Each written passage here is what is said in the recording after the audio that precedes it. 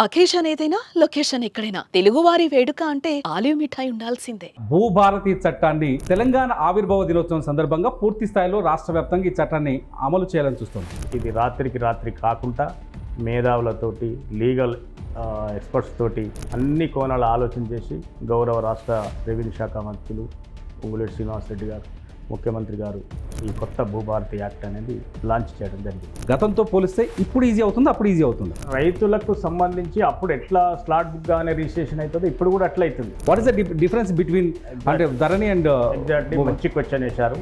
ధరణిలోనేమో automatic registration slot book చేస్తాం, registry అయిపోతుంది, mutation అయిపోతుంది, సేమ్ డేనే పాస్బుక్ కూడా ఇమీడియట్గా జారీ చేయబడుతుంది. కానీ అక్కడ ఏమన్నా తప్పు జరిగితే డైరెక్ట్గా కోర్టుకు వెళ్లాల్సిన అవకాశమే ధరణిలో ఉంది. ఓకే, ఇప్పుడు తీసుకొచ్చినటువంటి భూభారతి యాక్ట్లో పొరపాటుగా తహసీల్దార్ ఏమైనా తప్పు చేసినా కానీ ఈ ఆర్డీఓ గారి దగ్గర అప్పీల్ చేసుకోవచ్చు. ఒకవేళ పరిష్కరించకపోతే పరిష్కరించాలి, టైం ఉన్న పరిష్కరించకపోతే ఎట్లుంటారు? రెవెన్యూ అధికారుల్లో ఉండేంత అవినీతి మిగతా ఏ డిపార్ట్మెంట్లో ఉండదు అంటారు.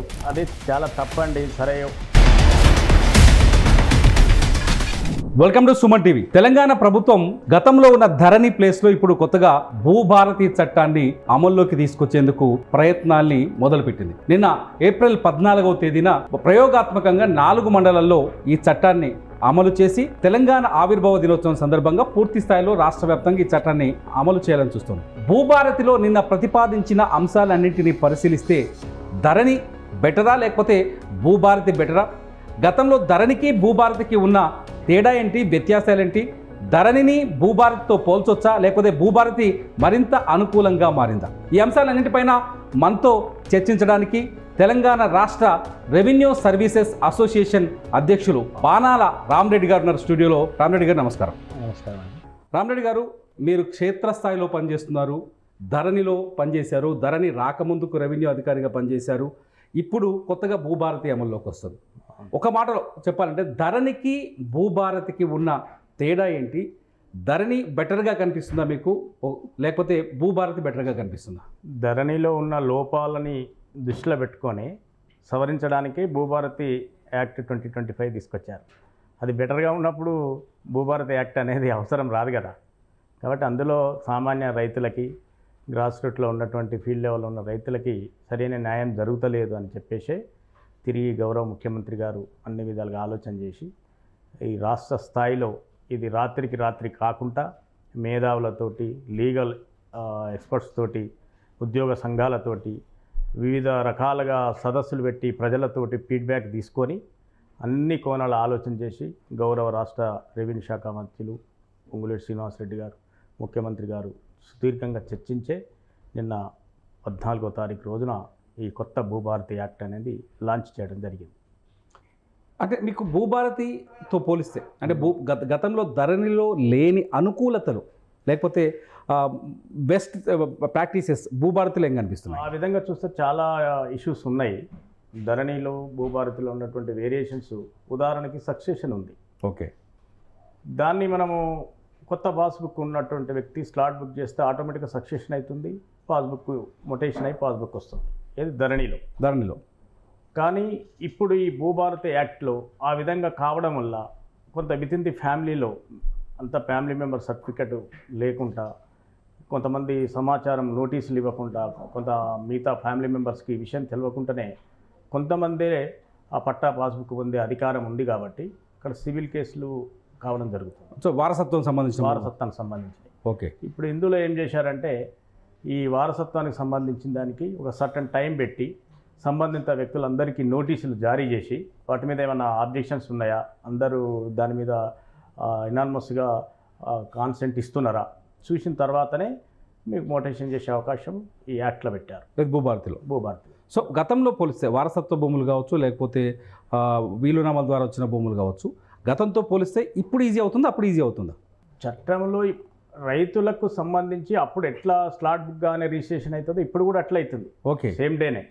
ఒక ఓన్లీ వారసత్వానికి సంబంధించిన వీలునామాకు సంబంధించిన భూములు మాత్రమే నోటీసులు ఇచ్చి విచారణ చేసిన తదనంతరం ఎలాంటి వివాదాలు లేవనుకున్నప్పుడే పాస్బుక్ ఇవ్వడానికి అవకాశం ఉంది. సో రిజిస్ట్రేషన్ తర్వాత మ్యూటేషన్ విషయంలో సో మ్యూటేషన్ దగ్గరకు వస్తే గతంలో మ్యూటేషన్లో సంబంధించిన ఇష్యూస్ కావచ్చు, మ్యూటేషన్కి ఆ రోజే మ్యూటేషన్ అయిపోవడము, మ్యూటేషన్లో ఏమైనా ఇష్యూస్ వస్తే కోర్టుకి వెళ్ళి తీర్చుకోవడం ధరణిలో కనిపించింది మనకు. సో ఇక్కడికి వచ్చిన తర్వాత రెవెన్యూ అధికారులకు కొంత అధికారులు ఆర్డీఓకి కానీ లేకపోతే కలెక్టర్ లెవెల్లో కానీ కొన్ని అధికారులు ఇచ్చినట్టు కనిపిస్తుంది. What is the difference between అంటే ధరణి అండ్ ఎగ్జాక్ట్లీ మంచి క్వశ్చన్ వేశారు. ధరణిలోనేమో ఆటోమేటిక్ రిజిస్ట్రేషన్ స్లాట్ బుక్ చేస్తాం, రిజిస్ట్రీ అయిపోతుంది, మొటేషన్ అయిపోతుంది, సేమ్ డేనే పాస్బుక్ కూడా ఇమీడియట్గా జారీ చేయబడుతుంది. కానీ అక్కడ ఏమన్నా తప్పు జరిగితే డైరెక్ట్గా ఆ లబ్ధిదారు కానీ ఆపోజిట్ పర్సన్ కానీ కోర్టుకు వెళ్ళాల్సిన అవకాశమే ధరణిలో ఉంది. ఓకే. కానీ ఇప్పుడు తీసుకొచ్చినటువంటి భూభారతి యాక్ట్లో పొరపాటుగా తహసీల్దార్ ఏమైనా తప్పు చేసినా కానీ ఆర్డీఓకు 2 అంచెల అప్పీల్ వ్యవస్థ పెట్టారు ఇందులో. ఓకే. ఇమ్మీడియట్గా తహసీల్దార్ తప్పు చేస్తే ఆర్డీఓ గారి దగ్గర అప్పీల్ చేసుకోవచ్చు. ఓకే. ఇన్ కేసు ఏదన్నా మొటేషన్ చేసే దాంట్లో ఆర్డీఓ గారు తప్పు చేస్తే కలెక్టర్ గారి దగ్గర అప్పీల్కి వెళ్ళొచ్చు.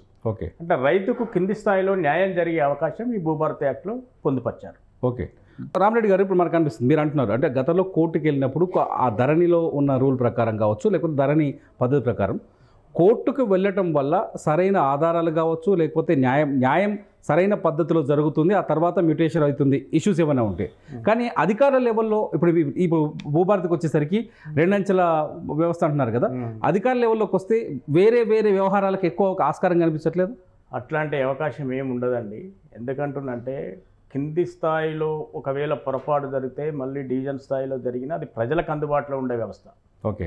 నువ్వు సివిల్ కోర్టు పోవాలన్నా హైకోర్టు పోవాలన్నా ఒక సామాన్య రైతు ఎక్కడ పోయి చేయగలుగుతారు? అది ఇమ్మీడియట్గా పరిష్కారం అయ్యే అవకాశం లేదు. ఇది ధరణిలో ఉండేనా? ఇట్లనే ధరణిలో మొత్తం ఓన్లీ కోర్టు ఒకటే ఆప్షన్ ఉండేనా? ఒకటే ఆప్షన్. ఓకే. ఒకవేళ ఏ పొరపాటు జరిగినా కోర్టు పోవాల్సిందే, నీకు సెకండ్ ఆప్షనే లేదు. అప్పీల్ వ్యవస్థ అనేది లేదు, టోటల్ అప్పీల్ వ్యవస్థ తీసేశారు. ఈరోజు ఆర్డీఓ గారి దగ్గర కలెక్టర్ గారి దగ్గర పెట్టడం వల్ల వాళ్ళకు స్టిపులేటెడ్ టైం ఉంటుంది. ఓకే. ఆ అప్పీల్కి పోయినప్పుడు వాళ్ళు సంవత్సరాల కొద్దీ ఉండడానికి లేదు. ఆ టైం లోపల వాళ్ళు ఆ సమస్యను పరిష్కరించాల్సిందే. ఒకవేళ పరిష్కరించకపోతే పరిష్కరించాలి. టైం ఉన్నప్పుడు పరిష్కరించకపోతే ఎట్టుంటాడు? ఆ టైంలో కంపల్సరీ ఏదైతే అప్పీల్కి ఏ ఇష్యూ మీద పోయిరో కంపల్సరీ దాన్ని పరిష్కారం చేయాల్సిందే. ఓకే. అధికారుల దగ్గరకు వస్తే అంటే గతంలో ఉన్న ఇదివరకు అంటే ధరణి రాకముందుకున్న ఫ్రీడమ్ కావచ్చు, అది ఇందులో కనిపిస్తుందా, భూభారతిలో కనిపిస్తుందా? అంటే ధరణికి ముందు పరిస్థితులు భూభారతికి ముందు పరిస్థితులు ఇక్కడ ఒక్కటే, ప్రభుత్వము ప్రజలకి అధికారాలు కానీ సేవలు కానీ దగ్గరగా తీసుకురావాలని జిల్లాలు చేశారు, డివిజన్లు చేశారు, మండలాలు చేశారు. ఓకే. కానీ కింది స్థాయిలో వాళ్ళ పనులకు సంబంధించి కలెక్టర్ స్థాయిలో సీసీల స్థాయిలో పెట్టారు. ఇప్పుడు మండలాలు చేసి డివిజన్లు చేసి కలెక్టరేట్లు కొత్తగా చేసి రైతులకు వాళ్ళ ముంగిట్లో సమస్య పరిష్కారం అయితే సంతోషపడతాడు. ఆ అవకాశం లేకుండా ప్రతి చిన్న సమస్య కూడా కలెక్టర్ ఆఫీస్కి వెళ్ళడం, ఆ తర్వాత సీసీఎల్ ఆఫీస్కి పోతే రైతుకు ఎంత భారంతో కూడుకున్న పని. ఒక సామాన్య రైతు అంత దూరం పోయి పని చేయించుకోలేడు. కలెక్టర్ కూడా చాలా పనులు ఉంటాయి కదా, ఇది ఒక్కటే కాదు కదా, జిల్లా అధికారి కదా ఆయన, అన్ని డిపార్ట్మెంట్లకు పెద్ద కాబట్టి దీని ఒక్క సమస్యనే ఆయన దగ్గర పెట్టకపోతే ఇన్ టైంలో పరిష్కారం చేయలేని పరిస్థితి కూడా ఉన్నది. కాబట్టి ప్రభుత్వం అన్ని కోణాల్లో ఆలోచన చేసి పబ్లిక్ నుంచి వచ్చిన ఫీడ్బ్యాక్ను అందరిని దృష్టిలో పెట్టుకొని ఏ సమస్య అవుతుందో ఆ సమస్య, చిన్న సమస్య కూడా కలెక్టర్ దగ్గర పోకుండా తహసీల్దార్ దగ్గరనే ఆ సమస్య పరిష్కారం అయితే ఆ రైతు సంతోషపడతాడు. ఆర్డీఓ దగ్గర అయితే ఇంకొంచెం దగ్గరలోనే ఉంటాడు కాబట్టి అక్కడ కొంత సమస్య పరిష్కారం దొరికితే ఇంకా హ్యాపీగా ఫీల్ అవుతాడు. ఆ అన్నిటి కోణాలను దృష్టి పెట్టుకొని రైతుల కోసం ప్రజల కోసం తీసుకొచ్చిన చట్టం ఈ భూభారతి 2025. సో ధరణితో పోలిస్తే చాలా బెటర్ అంటారు? చాలా బెటర్ అండి.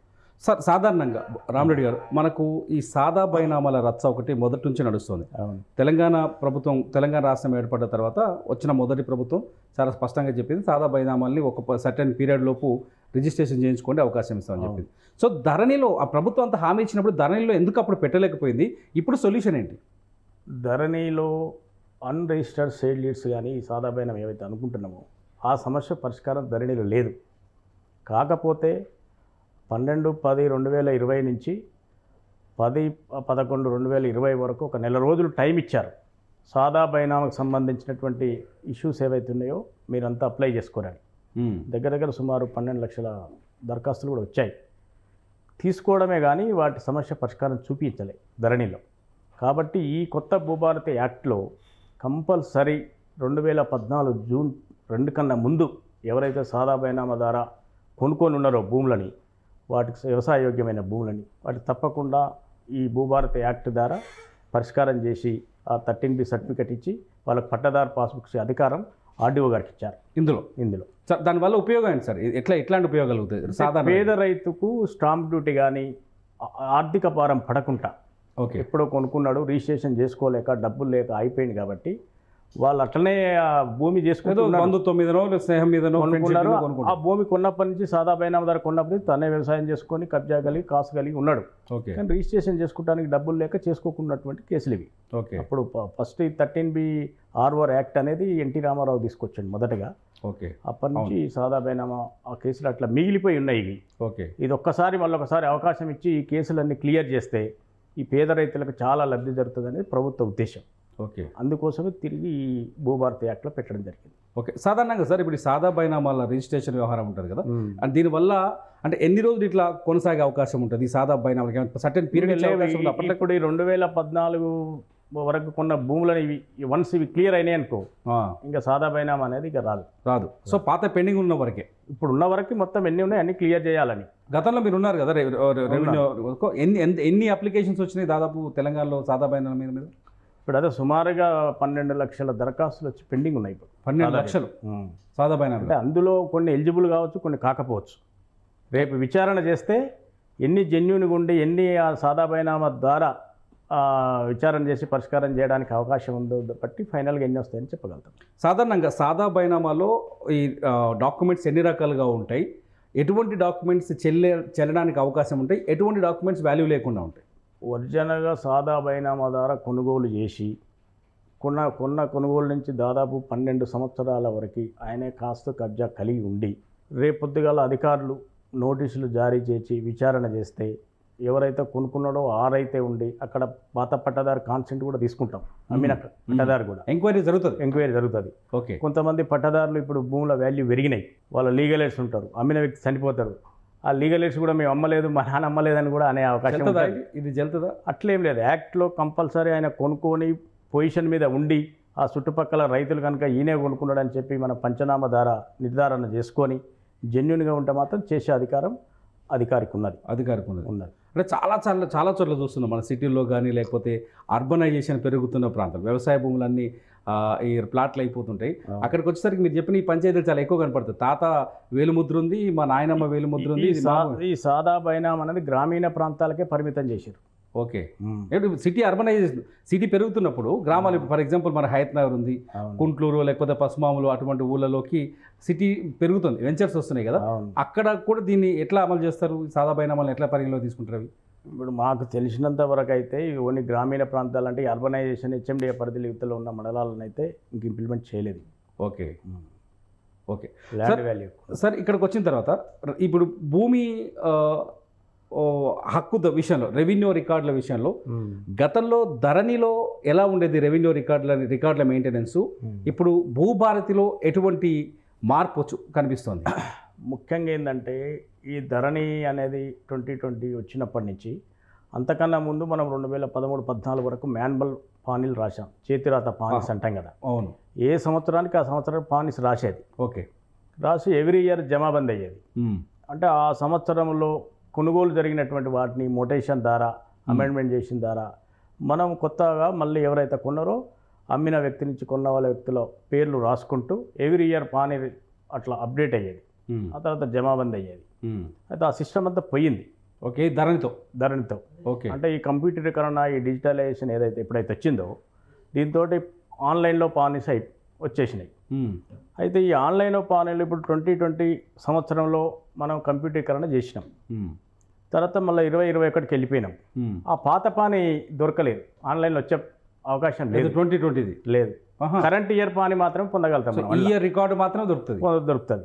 రేపు పొద్దుగల ఏదైనా ఒక ఇష్యూ అయ్యింది అనుకోండి, కోర్టులో ఈ కరెంట్ ఇయర్ బ్యాక్ పానీ కూడా కావాలి చేయాలంటే దొరికే అవకాశం లేదు ధరణిలా. ఓకే.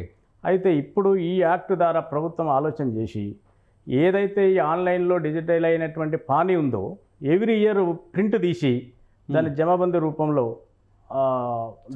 సర్టిఫై చేసి రికార్డ్ రూమ్లో భద్రపరచాలని ఈ యాక్ట్లో పెట్టారు. ఓకే. దీనివల్ల నీకు ఏ సంవత్సరం పానీ కావాలని దొరికే అవకాశం ఉంది. అంటే గతంలో ధరణిలో ఇలా రికార్డ్ ప్రింట్అవుట్ తీయటం కానీ దాన్ని సేవ్ చేయలేదు. అలాంటి అవకాశమే లేదు, చేయలేదు. దీనివల్ల లాభ నష్టాలు ఏంటి సార్? అంటే రికార్డ్ అప్పుడు ఉంచడం వల్ల లాభం ఏంటి, తీసేయడం వల్ల లాభం నష్టం ఏంటి? ఇప్పుడు నేను అదే చెప్తున్నా కదా, ఏదైనా ఒక సర్వే నెంబర్లో ఉన్న భూమి మీద ఏదైనా వివాదం జరిగితే ఓకే ఆ వెనక ఇయర్లో ఎవరున్న రికార్డు పట్టదారుగా అంటే చూసుకునే అవకాశం లేదు కదా. ఓకే ఇప్పుడు రికార్డు ప్రింట్ తీసి భద్రపరుస్తానేమో ఏ ఇయర్ పాని కావాలంటే ఆ ఇయర్ పాని ఇచ్చే అవకాశం ఉంది, కొంత లబ్ధిదారు తీసుకునే అవకాశం ఉంది. ఓకే మరి ఆ కంప్యూటర్లో కనిపించినప్పుడు ధరణి వల్ల అది లేనప్పుడు ఆ సంవత్సరంలో ఎవరు అంటే ఎవరు నిర్ధారించాలి? ఓకే అంతకన్నా ముందు పోతేనేమో ఎవ్రీ ఇయర్ పానీలు ఉన్నాయి. ఓకే దాన్ని దృష్టిలో పెట్టుకొని ఈ చేతిరాత పానీలు కాకుండా ప్రతి సంవత్సరము ఏదైతే మొటేషన్స్ రిజిస్ట్రేషన్ జరుగుతున్నాయో ఆన్లైన్ ద్వారా ఓకే ఆటోమేటిక్గా డిజిటల్లో వచ్చేస్తారు వాళ్ళు ఓకే కొనుగోలుదారులు. ఓకే అది ప్రతి సంవత్సరం డిసెంబర్ 31కు ఆ పాని ప్రింట్ తీసి ఈ రికార్డులో భద్రపరిచే విధానాన్ని ఈ యాక్ట్లో పొందుపరిచారు. సో మీకేమనిపిస్తుంది ఒక రెవెన్యూ ఎంప్లాయీస్ నాయకుడిగా, లేకపోతే రాష్ట్ర అధ్యక్షుడిగా, రెవెన్యూ సర్వీసెస్ అసోసియేషన్ రాష్ట్ర అధ్యక్షుడిగా ధరణిలో ఉన్నప్పుడు మీకు పని తక్కువగా ఉందా, లేకపోతే భూభారతికి వచ్చేసరికి పని తక్కువ కనిపిస్తుందా? ఒక రాష్ట్ర అధ్యక్షునిగా అనుకోండి, రెవెన్యూలో పనిచేసే ఒక ఉద్యోగిగా మా మీద వర్క్ లోడ్ పడ్డదనే విషయం పక్కకు పెడదాం. ఓకే కానీ ఏ యాక్ట్ ద్వారానైతే ప్రజలకి, ఈ సమాజానికి, రైతులకు మేలు జరుగుతుందో ఆ విధమైనటువంటి మేలు చేసే అధికారం మాకు వస్తే మేము చాలా హ్యాపీగా ఫీల్ అవుతాం. ఓకే ఎందుకంటే రెవెన్యూలో పనిచేసేటటువంటి ఉద్యోగుల మీద కొంత అవినీతి ముద్ర ఉంటుంది. కానీ ఈ ప్రజలకి మనం సర్వీస్ చేసి ఈ యాక్ట్ ద్వారా వాళ్ళు ఏదైనా ఒక రైతు ఒక పని మీద మన ఆఫీస్కి వచ్చిండు అనుకోండి, ఒక 10 నిమిషాలను, గంటలను, ఒక రోజు 2 రోజుల్లో ఆ సమస్య పరిష్కారం చేస్తే ఆ రైతు ముఖాల్లో మనం చూసే ఆనందం చాలా హ్యాపీనెస్ ఇస్తుంది. ఓకే కాబట్టి ఇప్పుడు ఇంత ముందుకు ధరణిలో ఏమైనా పని చేయాలన్నా చేసే అధికారం చాలా వరకు లేదు. ఈ భూభారతి యాక్ట్ ద్వారా ఉంది కాబట్టి రైతుల ద్వారా, సమాజం ద్వారా ఒక ఈ డిపార్ట్మెంట్లో పనిచేసే అధికారులుగా ఒక మంచి పేరు వచ్చేటటువంటి అవకాశం అయితే ఉంది ఈ యాక్ట్ ద్వారా. ఓకే ఇప్పుడు అందులోనేమో సామాన్యులకి ఉన్నటువంటి యాక్టు రూల్స్ ఇవన్నీ తెలియవు కదా గ్రామీణ ప్రాంతంలో. సార్ నాకు ఈ పని కావాలి మీరు చేయండి అంటారు, ధరణిలో అవకాశం లేదా, ఇది ఎక్కడ పోవాలని చెప్తే వాళ్ళకి అర్థం కాకపోయేది. వీళ్ళు కావాలని తిప్పుతురాను, లేకపోతే ఇంకేమన్నా అడ్జస్ట్ చేయాలని చెప్పి వాళ్ళు రకరకాలుగా ఆలోచన చేసి కూడా కొంత డిపార్ట్మెంట్ కానీ అందులో పనిచేసే వ్యక్తులు కానీ బదనామయ్యే అవకాశం ఉంది. ఈ యాక్ట్ ద్వారా ఒకసారి 2025 భూభారతి యాక్ట్ని కనుక సమర్థవంతంగా 1 సంవత్సరం 2 సంవత్సరాల కాలం పాటు మనం పరిష్కారం చేయగలిగితే నాకు తెలిసి రాబోయే రోజుల్లో భూ సమస్యలకు పూర్తిగా మనం పరిష్కారం దొరికినట్టుగానే భావించాల్సి వస్తుంది. ఇక్కడ ఒక రెవెన్యూ అధికారిగా మీరు ఒక సమాధానం చెప్పండి. చాలా చోట్ల ఏంటంటే భూమిని అక్రమంగా బదలాయించడము, లేకపోతే భూమిని ఇంకొకరు కబ్జా చేసి తమ పేరు మీద మార్చుకోవడము, లేకపోతే భూమిని ఒక రెవెన్యూ అధికారిని ఇంకొకరిని పట్టుకొని బదలాయించుకోవడం, ఇట్లాంటి ఆరోపణలు రెగ్యులర్గా వస్తాయి కదా. సో భూభారతిలో వాటిని అరికట్టడం సులభంగా ఉంటుందా, ధరణిలో వాటిని అరికట్టడం సులభంగా ఉండేదా? ఇది భూభారతి అయినా ధరణినైనా టెక్నికల్ కంప్యూటర్కి సంబంధించినటువంటి అంశం ఇది. ఓకే ధరణి అనేది ఒక ఏజెన్సీ వాళ్ళు టేకప్ చేసి కాంట్రాక్ట్ తీసుకొని నడిపించారు. ఈ భూభారత్ అనేది ఇంకొకరు చేశారు. ఇప్పుడు ఎన్ఐసి సెంట్రల్ గవర్నమెంట్ కంట్రోల్ ఉన్నటువంటి సంస్థ చేస్తుంది. ఓకే అంటే జవాబుదారీతనంతో కూడుకున్న వ్యవస్థ ఉంటేనేమో పకడ్బందీగా ఉంటుంది ఏదైనా. కొంత ప్రైవేటు వాళ్ళు ఉన్నప్పుడు ఒక తీరు ఉంటుంది. కానీ అధికారులు ఇందులో తప్పు చేసే అవకాశం అయితే లేదు. ఓకే ఎట్టి పరిస్థితుల్లో లేదు.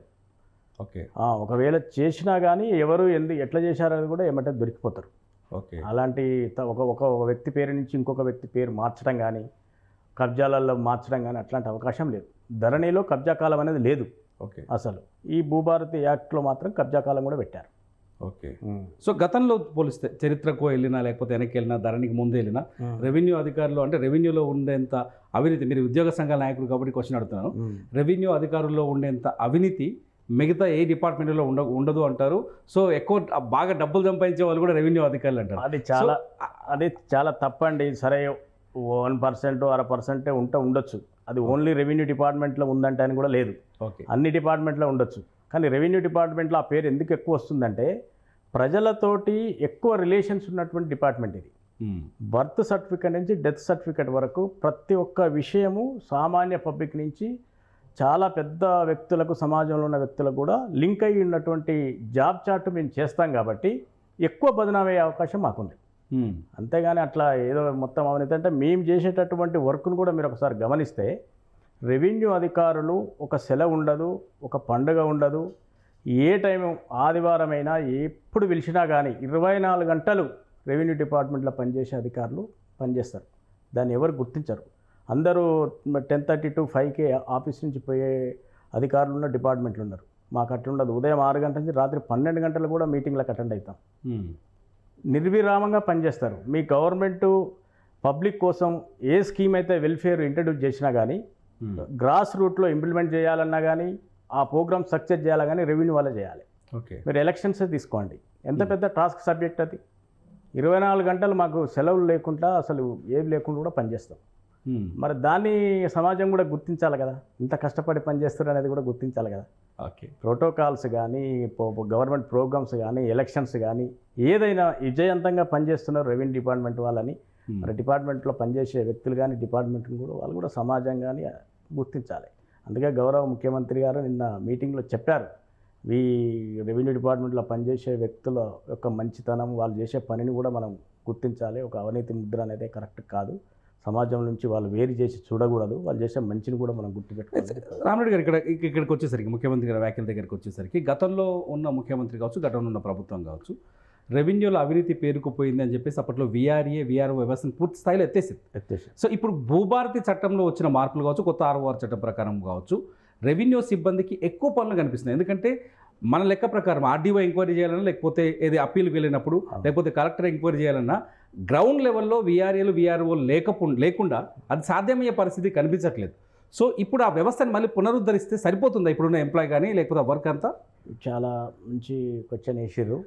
వాస్తవానికి ఈరోజు ఈ రెవెన్యూ డిపార్ట్మెంట్కు పిల్లర్సే గ్రాస్ రూట్లో ఉండేటటువంటి విఆర్ఎస్. ఎందుకంటే మనం భూమికి సంబంధించిన ఇష్యూస్ అయినా కానీ, పిల్లల కోసం ఇచ్చే సర్టిఫికెట్లు కానీ, కోర్టు కేసుకు సంబంధించిన భూములు కానీ, లేదా ఈ కళ్యాణ లక్ష్మి షాద్గుపురం ఎంక్వైరీ విషయంలో అయితేనేది, ఏమైనా నోటీసులు సర్వ్ చేయాలన్నా కానీ, ప్రభుత్వ భూములు కాపాడాలన్నా కానీ, ఇసుక మాఫియాని మట్టి మాఫియాని అరికట్టాలన్నా కానీ గ్రాస్ రూట్లో అధికారులు ఉండాలి. ఓకే, గత ప్రభుత్వము ఏం ఆలోచన చేసిందో ఎవరికి తెలియదు కానీ కింద ఉన్నటువంటి దాదాపు 22,000 మంది విఆర్ఏలని, 6,000 మంది విఆర్ఓలని, దాదాపు 30,000 మంది ఉద్యోగులను తొలగించారు. ఓకే, మరి 30,000 మంది ఉద్యోగులను డిపార్ట్మెంట్ నుంచి వేరు చేసినప్పుడు దానికి సంబంధించిన జాబ్ చాట్ ఎవరు చేయాలండి? ఎంత కష్టం. ఒక మండలానికి ఒకరో ఇద్దరో ఆర్ఐలు ఉంటారు. ఓకే, ఇంత పెద్ద జాబ్ చాట్ వాళ్ళు ఈ 3 సంవత్సరాల కాలంలో చేసిరంటే వాళ్ళకి ఎంత పేషెన్స్ ఉంటాయి, చేయగలుగుతారు. వేరే డిపార్ట్మెంట్ వాళ్ళు అయితే ఈ 3 సంవత్సరాలు చేదురా ఇంత పెద్ద జాబ్ చాట్. ఓకే, అంటే రెవెన్యూలో పనిచేసేటటువంటి వ్యక్తులకు అలాంటి ఓపిక, సహనం, పైస్థాయి అధికారులు చెప్తే తూచా తప్పకుండా చేసే పని విధానం వాళ్ళ దగ్గర ఉంది. కాబట్టి ప్రభుత్వానికి ఎదురు పడకుండా మేము చేయలేమని ఒక్కరోజు కూడా ప్రొటెక్ట్ చేయకుండా 3 సంవత్సరాలను చేసి ఈరోజు ప్రభుత్వం ఇచ్చే ఏ స్కీములైనా ఇంప్లిమెంట్ చేసుకుంటూ వస్తున్నాం. ఓకే, కాబట్టి ఈ ప్రభుత్వం ఏం చేసిందంటే ప్రజలు కూడా అర్థం చేసుకున్నారు. అయ్యో నాకేమో చిన్న సమస్య ఉంటాయి, పట్టువారు ఉండే విఆర్ఓ ఉండే చెప్పుకుందు నువ్వు పోయి ఆ విఆర్ఏకి చెప్తే ఏదో పని చేసి తీసుకోవచ్చు, వీళ్ళు లేకుండా చేశారే కదా ప్రభుత్వం, ఇది తప్పే అని, సరే వాళ్ళ మీద ఏదో అవినీతి ముద్ర వేసి తీసిరే అని అప్పటికి సంతోషపడవచ్చు. కానీ లేటర్ అని అది వాస్తవం కాదు. దానివల్ల అంతకన్నా పెద్ద అవినీతి చేసే పరిస్థితులు కూడా వచ్చినాయి. వీళ్ళ వల్ల పెద్ద తప్పిదం ఏం జరిగింది, వీళ్ళు లేపడం వల్ల మనకు గ్రాస్ రూట్లో క్షేత్రస్థాయిలో ఒక అధికారి దగ్గర లేకుండా పోయిందని పబ్లిక్ కూడా ఆలోచన చేసే ప్రభుత్వం కూడా అన్ని విధాలుగా అన్ని ఎంక్వైరీ ఇంటెలిజెన్స్ రిపోర్ట్ ద్వారా తెచ్చుకొని తిరిగి ఈ భూభారతి యాక్ట్ కానీ ప్రభుత్వం చేసే స్కీమ్స్ అన్నిటిని కూడా గ్రాస్ రూట్లో ఇంప్లిమెంట్ చేయాలంటే తప్పకుండా కింది స్థాయిలో ఒక అధికారి ఉండాలని చెప్పేసి ఈరోజు దాదాపు 10,954 మంది గ్రామ పాలనా అధికారులను తీసుకొచ్చింది ప్రభుత్వం. ఓకే, అంటే పరిపాలనలో ఏ విధంగా ఉండాలనేది ఒక దూరదృష్టి విజన్ ఉంది గవర్నమెంట్కి, గౌరవ ముఖ్యమంత్రికి కూడా. ఈ విధంగా చేస్తేనే ప్రజలకు మనం చేరవగలుగుతాం, అనుకున్న ఫలితాలను ఇవ్వగలుగుతాం అనే ఒక దూరదృష్టి ఉంటుంది. ఎప్పుడైనా వ్యవస్థల మీద ప్రయోగాలు జరగవద్దు. ఓకే, అందులో ఏమన్నా లోటుపాట్లు ఉంటే సరిదిద్దాలి. ఓకే, మనం సామెత ఉంది కదా, మన ఇంట్లో వెలకలు ఉన్నాయని ఇల్లంతా వెలకపోయే మార్గం చూడాలి కానీ ఇల్లు తగలబెట్టుకోలేదు. తగలబెట్టుకోలేదు. ఏ వ్యవస్థలైనా తప్పులు ఉంటాయి, ఏ వ్యవస్థలైనా కరప్షన్ ఉండొచ్చు, ప్రతి దాంట్లో ఉంది. ఓకే, కానీ దాన్ని దృష్టిలో పెట్టుకొని మొత్తం టోటల్ వ్యవస్థనే కొలాప్స్ చేసి ఈరోజు ప్రభుత్వ భూములు అన్నీ కబ్జా అయ్యి ఎవరు ఏందో తెలియని పరిస్థితి క్రియేట్ చేశారు. ఇప్పుడు రామరెడ్డి గారు, ఇప్పుడున్న కొత్తగా భూభారతిలో వచ్చిన కొత్త రూల్స్ కావచ్చు, లేకపోతే కొత్త పద్ధతులు కావచ్చు, కొత్త విధానాలు కావచ్చు, వీటన్నింటికి ఇప్పుడున్న స్టాఫ్ సరిపోతుందా? ఇప్పుడు తీసుకున్న 11,000 మంది కొత్తగా తీసుకునే వాళ్ళని? వాస్తవానికైతే గతంలో విఆర్ఏలు ఉండేది 22,000, విఆర్ఓలు ఉండేది. ఇప్పుడు కాకపోతే సుమారు ఒక రెవెన్యూ విలేజ్కి ఒకరని చెప్పేసి 11,000 మంది వచ్చారు. ఓకే.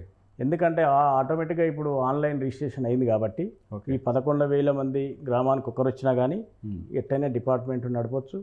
ఈ ప్రభుత్వం ఏ ఉద్దేశంతో అయితే ఈ భూభారతి యాక్ట్ తీసుకొచ్చిందో ఓకే దాన్ని తప్పకుండా గట్టిగా ఇంప్లిమెంట్ చేసి ప్రజల ద్వారా సమాజం ద్వారా ఈ ప్రభుత్వానికి మంచి చేయడానికి తప్పకుండా మా వంతు మేము కృషి చేస్తాం. రామరెడ్డి గారు నెక్స్ట్ లెవెల్కి వెళ్తే మ్యూటేషన్ వ్యవస్థ పైన మనకు కొంత క్లారిటీ వచ్చింది. ఇకపోతే గ్రామకంఠం భూభారతి చట్టంలో గ్రామకంఠం భూములపైన లేకపోతే గ్రామంలో ఉన్న ఆస్తులు ఇండ్లు కావచ్చు లేకపోతే ఇతర ఆస్తులు కావచ్చు గ్రామకంఠం పరిధిలో ఉన్న ఆస్తుల వ్యవహారంలో భూభారతికి దానికి ఎంత తేడా కనిపిస్తుంది మీకు? ఇప్పుడు ఈ గ్రామకంఠానికి సంబంధించి ఇండ్ల స్థలాల ఇంటికి సంబంధించి తర్వాత వ్యవసాయేతర భూములకు సంబంధించి ఈ ధరణిలో హక్కు రికార్డుగా గుర్తించి అలా ఏదైనా సర్టిఫికెట్ ఇవ్వడానికి ధరణిలో అవకాశం లేదు. ఎటువంటి అవకాశం లేదు. ఇప్పుడు భూభారతి యాక్ట్లో మాత్రం వీటి కూడా హక్కు కల్పించాలని చెప్పేసి ఓకే ప్రొవిజన్ పెట్టారు ఇందులో.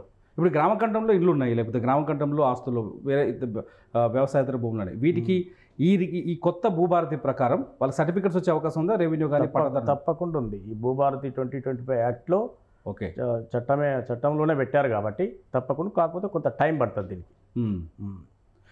రామరెడ్డి గారు ఇంకో విషయానికి వచ్చేస్తే సాధారణంగా ఈ కొత్తగా అంటే మొదటి నుంచి కేంద్ర ప్రభుత్వం తీసుకొచ్చిన ఈ భూదార్ అనే ఒక వ్యవస్థను తీసుకొచ్చారు. What is the Bhudhaar? చాలామందికి ఈ భూదారి మీద చాలా ప్రశ్నలు ఉన్నాయి. భూదార్ అంటే ఏంటిది, దాన్ని ఎట్లా గుర్తిస్తారు, ఆ భూదారిని ఇప్పుడు వచ్చిన భూభారతిలో ఎలా వాటిని అమలు చేయబోతున్నారు? అయితే ఇప్పుడు ప్రభుత్వం ఒక ఉద్దేశం ఏంటి అంటే మనం రెసిడెన్షియల్ ప్లాట్స్ ఉంటాయి. ఓకే. ఆ ప్లాట్ సుమారు ఒక 400 గజాల ప్లాట్కు మనం రిజిస్ట్రేషన్ చేసుకుంటూ ఏ సర్వే నెంబర్ ఎన్ని స్క్వేర్ యార్డ్స్ అనుకుంటూ దాని యొక్క డైమెన్షన్స్ తోటి ఒక స్కెచ్ మ్యాప్ వేసుకొని రిజిస్ట్రేషన్ చేస్తాం. అవును. వ్యవసాయ భూమికి కూడా ఆ సర్వే నెంబర్లో ఎంత విస్తీర్ణ భూమి రిజిస్ట్రేషన్ అవుతుందో అంత భూమికి ఆ స్కెచ్ సర్వే చేసి స్కెచ్ అటాచ్ చేసి ఓకే అది లైసెన్స్డ్ సర్వేయర్స్ తోటి సర్వే చేయించుకొని మండల్ సర్వే సర్టిఫై చేసి తహసీల్దార్ తోటి అటెస్టేషన్ చేసుకొని అది పాస్బుక్లో కూడా పెట్టాలనేది. ఓకే. అట్లా ఈ రకంగా ఏ రైతుకైతే సంబంధించిన భూమి ఉంటుందో ఆ కమతాన్ని అన్నింటికి ఫర్ ఎగ్జాంపుల్ అంటే నేను అదే అడగనుకుంటున్నాను. నాకు ఒక సర్వే నెంబర్లో 2 గుంటలు ఉంది, ఇంకో సర్వే నెంబర్లో 2 గుంటలు ఉంది, ఇంకో తాను ఎకరం ఉంది, ఇంకో తాను ఒక 5 ఎకరాలు ఉంది. వీటన్నింటికి కలిపి ఒకే భూదార్ నెంబర్ ఇస్తారు లేకపోతే ఒకటే భూదార్? దానికి ఒక సమగ్రమైన సర్వే జరిగిన తర్వాత ఓకే ఒక కమతానికి ఒక రైతుకు ఒక కమతం కింద తీసుకొచ్చినాక భూదారు అనేది జారీ చేస్తారు. ఓకే. అది కొంత ఇట్ విల్ టేక్. సో అన్ని కలిపి ఒకటే నెంబర్ ఇస్తారా? ఒక రైతుకు ఒక నెంబర్ ఇస్తారు. అంటే ఒక రైతుకు ఒక నెంబర్ ఇస్తారు, ఆధార్ కార్డ్ లాగా. సరే. ఇప్పుడు దానికి ఇప్పుడు పట్టదారి పాస్ పుస్తకం ఉంది కదా, ఈ ఖాతా పుస్తకానికి దాని పెద్ద తేడా ఏముంది? అంటే పట్టాదారు పాస్ నీకు అక్కడ నీకు మెజర్మెంట్స్తో సహా ఉంటుంది కదా. నీ పట్టాదారు పాస్బుక్లో లేవు కదా ఇప్పుడు మెజర్మెంట్. ఒకటి సర్వే నెంబర్ ఉంటుంది, ఎక్స్టెంట్ ఉంటుంది. ఓకే. నీ భూమి కొలతలు అనేవి లేవు కదా. ఓకే. ఈ భూదారులో అవన్నీ కొలతలతో మ్యాపింగ్తో సహా ఉంటుంది, ఉంటుంది. ఇప్పుడు ఎక్కువ శాతము మనకు ఊర్లలో విలేజ్లలో చూస్తాం కదా, ఈ గెట్టు పంచాయతీలు ఇటు పక్క జరిగే ఇవే కదా ఎక్కువ వచ్చాయి. అవును. వాటన్నిటికీ చరమగీతం పడాలని ఈ స్కెచ్ మ్యాప్తో కూడినటువంటి రిజిస్ట్రేషన్ జరగాలన్నది ప్రభుత్వ ఉద్దేశం. అదే ఈ భూభారతి యాక్ట్లో పెట్టారు. అంటే భూదారు వస్తే గెట్టు పంచాయతీలు ఉండవు మొత్తం పూర్తి స్థాయిలో పరిష్కారం. పూర్తి స్థాయిలో పక్కకు జరిగినా నీకు నీ మెజర్మెంట్ ప్రకారంగా నువ్వు ఉంటావు కదా, మ్యాప్ ప్రకారం కొలిచి చూపిస్తారు. ఓకే. వాడు ఇటు జరిగిపోయిందని ఆటోమేటిక్ అర్థమైపోతుంది కదా. ఓకే. సార్ ఇప్పుడు ఒక పెద్ద ప్రశ్న మనకు ఇప్పుడు రుణమాఫీ సమయంలో ఒక పెద్ద ప్రశ్న తలెత్తింది చాలా చాలా చాలా చోట్ల. ఒక రెవెన్యూ డివిజన్లో ఉన్న వాళ్ళకి ఒక రకమైన పాస్ పుస్తకం ఉంటుంది, రెండో రెవెన్యూ ఉన్న వారికి ఒకే వ్యక్తికి 2 చోట్ల పాస్ పుస్తకాలు ఉండే అవకాశం ఉన్నాయి కదా. ఉంటాయి కదా. ఏ రెవెన్యూ విలేజ్లో కొనుక్కుంటే అక్కడ పాస్. ఇప్పుడు నాకు ఒక ఊర్లో జూలూరు అనే విలేజ్ ఉంది నాకు ఉదాహరణకి, అందులో నాకు 2 ఎకరాలు ఉంది. జగత్పల్లి అనే ఇంకొక విలేజ్ ఉంది, ఆడ 2 ఎకరాలు ఉంది. 2 రెవెన్యూ విలేజ్లు వేరు వేరు. సో పాస్ పుస్తకాలు 2 వస్తాయి కదా. 2 వస్తాయి. ఇప్పుడు ఈ భూదారు తీసుకొస్తే ఈ రెండింటి ఎట్లా మ్యాచ్ చేస్తారు? అంటే అది ఎటొచ్చినా కానీ మండలానికి రెవెన్యూ విలేజ్కు సపరేట్ ఉండాల్సిందే అది. ఓకే. రెవెన్యూ విలేజ్ వారిగానే ఉంటుంది. ఓకే. రెవెన్యూ విలేజ్ల వారిగానే వస్తారు. విత్ ఇన్ ది రెవెన్యూ విలేజ్లో 2-3 చోట్ల ఉన్నాయనుకో నీకు, అప్పుడు ఒక కంపెనీకి ఉదయానికి వస్తావు. రామరెడ్డి గారు ఇక లాస్ట్ క్వశ్చన్కి వస్తే రిజిస్ట్రేషన్ల వ్యవస్థ గతంలో ధరణిలో ఉన్నప్పుడు ల్యాండ్ రిజిస్ట్రేషన్ వ్యవస్థ ఈజీగా ఉందా లేకపోతే ఇప్పుడు ఈ భూభారతికి వచ్చినప్పుడు రిజిస్ట్రేషన్ వ్యవస్థ ఈజీగా ఉంటుందా? Which one is better? ధరణిలో కూడా రిజిస్ట్రేషన్ వ్యవస్థ స్లాట్ బుక్గానే రిజిస్ట్రేషన్ అయ్యేది, మొటేషన్ అయ్యి పాస్బుక్ వచ్చేది. ఓకే. సేమ్ భూభారతి యాక్ట్లో కూడా సేమ్ స్లాట్ బుక్ కానీ రిజిస్ట్రేషన్ అవుతుంది, పాస్బుక్ వస్తుంది. కానీ మొటేషన్ కూడా ఇమీడియట్గా అవుతుంది. ఇమీడియట్ ఏది పట్టా భూములకి మామూలుగా ఆల్ టైప్ ఆఫ్ ఇప్పుడు సేల్ డీడే అనుకోండి, గిఫ్ట్ డీడే అనుకోండి, మార్టిగేజ్ డీడే అనుకోండి, ఇట్లా రకరకాల చోట డాక్యుమెంట్ క్లియర్స్ ఉన్న అంటే భూములకు సంబంధించి అన్నీ ఆటోమేటిక్ అయిపోతాయి. ఓకే. ఓన్లీ వారసత్వ భూములకి పీలునామకు సంబంధించిన భూములు ఏవైతే ఉన్నాయో ఓకే వాటికి మాత్రమే ఒక 30 days టైం పెట్టి ఓకే నోటీసులు జారీ చేసి ఓకే విచారణ తర్వాత క్లియర్ అనుకున్నాక ఇచ్చేస్తారు. ఓకే. ఒకవేళ ఆ స్టిపులేటెడ్ టైంలో కన్సల్ట్ తహసీల్దార్ చేయకపోయినా ఆటోమేటిక్గా మొటేషన్ అయ్యే విధానం కూడా భూభారతి యాక్ట్లో ఉంది. ఓకే. ఒకవేళ కావాలని ఆయన ఆపడానికి కూడా లేదు, ఓకే, ఆటోమేటిక్ అయిపోతుంది. ఓకే. అట్లా సార్ కొన్ని మిస్టేక్స్ గతంలో జరిగినాయి. ఇప్పుడు ధరణి టైంలో కొన్ని మిస్టేక్స్ జరిగినాయి. డాక్యుమెంట్ ఉన్నా డాక్యుమెంట్ లేకున్నా ప్రింటింగ్ మిస్టేక్స్, ఇట్లాంటి మిస్టేక్స్ ఉన్నాయి కదా. ఈ మిస్టేక్స్కి ఇప్పుడు మీకు కలెక్టర్ రేంజ్లోనో ఆర్డీఓ రేంజ్లోనో లేకపోతే కోర్టుకో వెళ్ళాల్సి వచ్చేది కదా. ఇప్పుడు వాటిలో మార్పు ఎట్లుంది ఇప్పుడు ఈ భూభారతికి వచ్చేసరికి? ఇప్పుడు ఏం మిస్టేక్స్ అయినా ఒకవేళ ఏదైనా భూదాన భూమి పట్టగా మార్చినా, ప్రభుత్వ భూమిని పట్టగా మార్చినా, వక్ఫ్ బోర్డు భూమిని పట్టగా మార్చినా వాటి రద్దు చేసే అధికారం ఈ యాక్ట్లో పెట్టారు. ఓకే. మీరు ఎవరైనా సంబంధిత వ్యక్తులు సీసీఎల్ఏ కానీ కలెక్టర్ కానీ ఎక్కడైనా కంప్లైంట్ చేసుకోవచ్చు. ఓకే. వాటిని తప్పు జరిగిందంటే రద్దు చేసే విధానం కూడా ఈ భూభారతి యాక్ట్లో పెట్టారు. ఓకే. ఫైనల్గా రామరెడ్డి గారు, రైతులకి ఎక్కువగా ఏంటంటే ఈ భూభారతి చట్టం పైన పూర్తి స్థాయి అవగాహన కావాల్సింది రైతులు, వాళ్ళ భూములకు సంబంధించిన వ్యవహారాలు తెలిసింది. రైతులకు మీరు ఇచ్చే సలహా ఏంటి ఒక రెవెన్యూ ఆఫీసర్గా? రైతులకి ఇప్పుడు విస్తృతంగా ఈ భూభారతి యాక్ట్లో రైతుల కోసం తీసుకొచ్చినటువంటి ఈ రూల్స్ కానీ ఈ అవకాశాలు ఏవైతున్నాయో జిల్లా కలెక్టర్ల సారథ్యంలో ప్రతి మండలంలో ఈ సదస్సులు నిర్వహించి రైతులందరికీ ఈ విషయాలన్నీ చెప్పాలి. First programme. ఓకే. తర్వాత ఎవరికైనా ఎలాంటి డౌట్లు ఉన్నా కానీ పర్మనెంట్గా న్యాయ సేవా సలహా సెంటర్స్ కూడా ప్రతి కలెక్టర్ ఆఫీస్లో సీసీఎల్ ఆఫీస్లో పెడుతున్నది గవర్నమెంట్. ఓకే. దానికి ఒక టోల్ ఫ్రీ నెంబర్ కూడా ఇస్తారు. ఎవరికి ఏ డౌట్ ఉన్నా మీరు ఫోన్ చేసి తెలుసుకోవచ్చు. ఓకే.